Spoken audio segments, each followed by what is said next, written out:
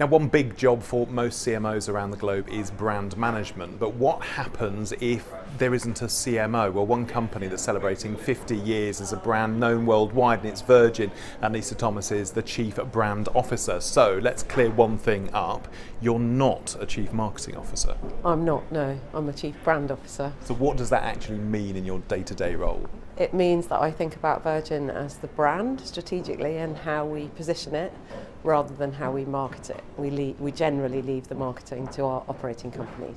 Which there are plenty of, so let's get an overview. So I work with about 60 companies in 35 markets, so pretty extensive across 5 sectors. Probably most famously for travel and tourism, mobile and media, and wellbeing. So you work with 60 businesses, but what do you actually do day to day?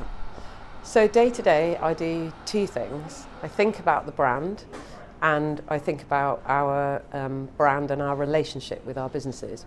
I'm as much actually a B2B marketer as I am a brand person, because I think and worry a lot about our relationships with our Virgin companies.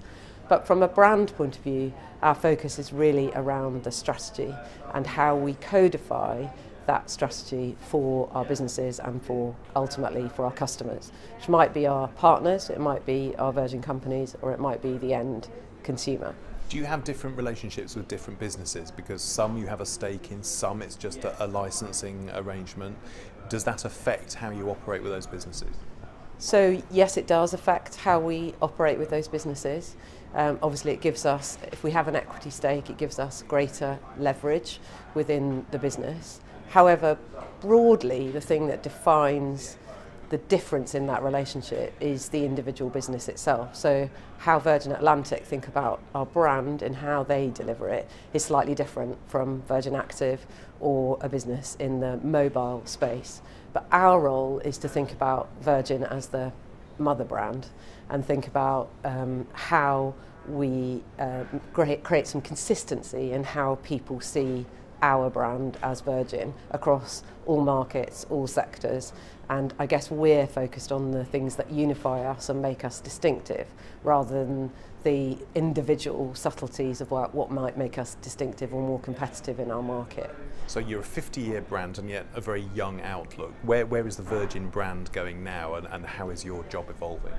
So my job is evolving in 2 ways. One, obviously we're thinking about how we continue to renew the brand and bring new blood and new life into it, as you said.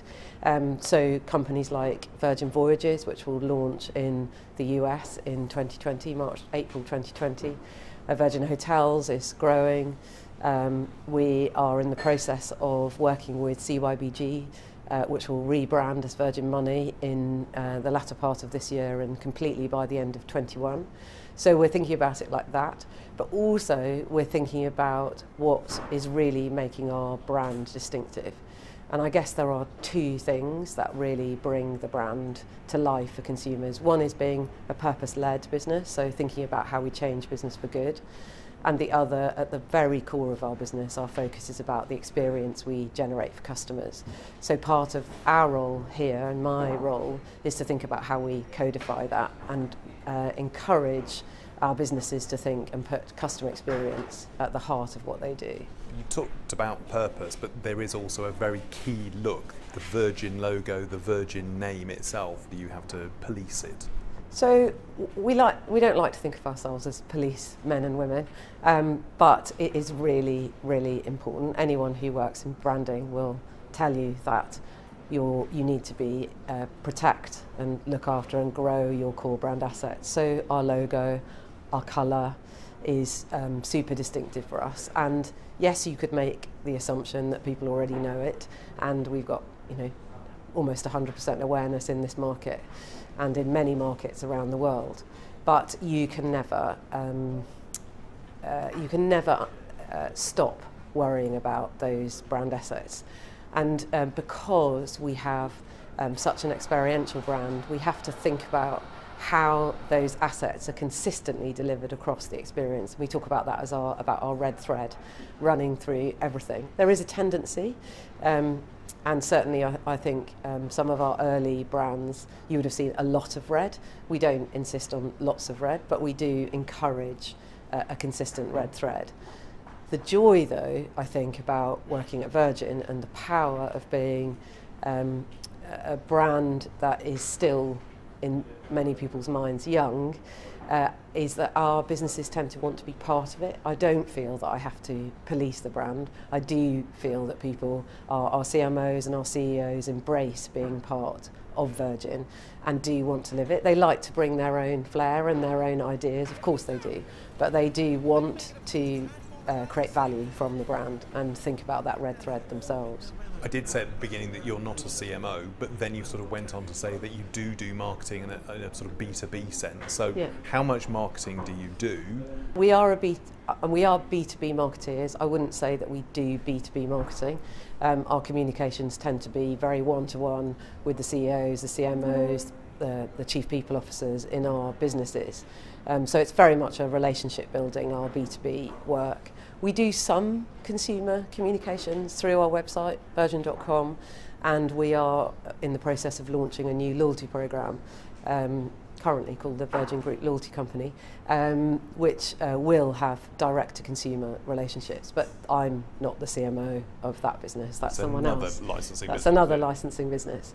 So we don't do an awful lot of active marketing. I do think that one of the things we will need to think about as we evolve as a business and as brands is how we ensure we codify the important elements of being a Virgin company and what Virgin means to consumers. So I'm not saying we won't ever do marketing.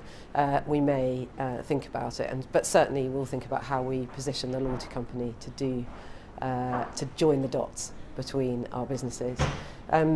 And the Branson brand? So the Branson brand is very powerful. We have a huge heritage. Richard is seen as,